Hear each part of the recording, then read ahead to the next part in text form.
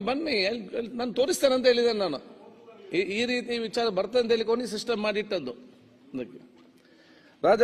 ರಾಜ ವೇಣುಗೋಪಾಲ್ ನಾಯ್ಕ್. ನಮಸ್ಕಾರ ಸಭಾಧ್ಯಕ್ಷರೇ. ಮಾನ್ಯ ಸಭಾಧ್ಯಕ್ಷರಲ್ಲಿ ಚುಕ್ಕೆ ಗುರುತಿನ ಪ್ರಶ್ನೆ ಸಂಖ್ಯೆ 873 ಮಾನ್ಯ ಸಮಾಜ ಕಲ್ಯಾಣ ಸಚಿವರಲ್ಲಿ ಕೇಳಬಯಸುತ್ತೇನೆ. ಮಾನ್ಯ ಸಭಾಧ್ಯಕ್ಷರ ಉತ್ತರವನ್ನು ಒದಗಿಸಲಾಗಿದೆ. ಸಭಾಧ್ಯಕ್ಷರೇ ಉತ್ತರ ಕೊಟ್ಟಿದ್ದಾರೆ. ಅದರಲ್ಲಿ 11 ವಿದ್ಯಾರ್ಥಿ ನಿಲಯ ಇದೆ ಅಂತ ಹೇಳ್ಬಿಟ್ಟು ಕೊಟ್ಟಿದ್ದಾರೆ. ಅದನ್ನ ಬಿಟ್ಟರೆ ಅಧಿಕಾರಿಗಳು ಸದನಕ್ಕೆ ಮತ್ತು ಸಚಿವರಲ್ಲಿ ತಪ್ಪು ಮಾಹಿತಿಯನ್ನ ಒದಗಿಸಿದ್ದಾರೆ. ನಮ್ಮ ಸುರ್ಪೂರು ಮತಕ್ಷೇತ್ರ ಜಿಲ್ಲೆಯಲ್ಲಿ ಅತಿ ದೊಡ್ಡ ಕ್ಷೇತ್ರವಾಗಿದ್ದು ಮತ್ತು ಪರಿಶಿಷ್ಟ ಜಾತಿ ಜನಸಂಖ್ಯೆ ಹೆಚ್ಚಿರುತ್ತದೆ ಸಭಾಧ್ಯಕ್ಷರೇ. ಅದರಲ್ಲಿ 8 ಮೆಟ್ರಿಕ್ ಪೂರ್ವ ಮತ್ತು 3 ಮೆಟ್ರಿಕ್ ನಂತರದ ವಸತಿ ನಿಲಯಗಳು ಇರ್ತವೆ ಸಭಾಧ್ಯಕ್ಷರೇ. ಅದರಲ್ಲಿ 11,156 ವಿದ್ಯಾರ್ಥಿನಿಯರು ವ್ಯಾಸಂಗ ಮಾಡ್ತಾರೆ ಸಭಾಧ್ಯಕ್ಷರೇ.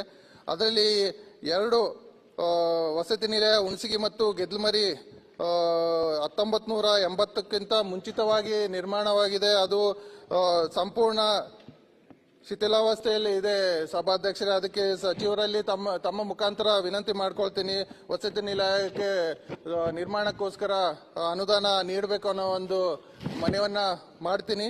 ಅದರ ಜೊತೆಗೆ ಇನ್ನು 4 ವಿದ್ಯಾರ್ಥಿ ನಿಲಯಗಳು ಕೆಲ ಮೂಲಭೂತ ಸೌಕರ್ಯ ಮತ್ತು ದುರಸ್ತಿ ಕಾರ್ಯದಲ್ಲಿದೆ ಸಭಾಧ್ಯಕ್ಷರೇ. ಅದಕ್ಕೋಸ್ಕರ ತಮ್ಮ ಮುಖಾಂತರ ವಿನಂತಿ ಮಾಡ್ಕೊಳ್ತೀನಿ, 3 ಕೋಟಿ ಅನುದಾನವನ್ನ ಸಚಿವರು ಕೊಟ್ಟರೆ ವಿದ್ಯಾರ್ಥಿಗಳಿಗೆ ಅನುಕೂಲ ಆಗ್ತದೆ.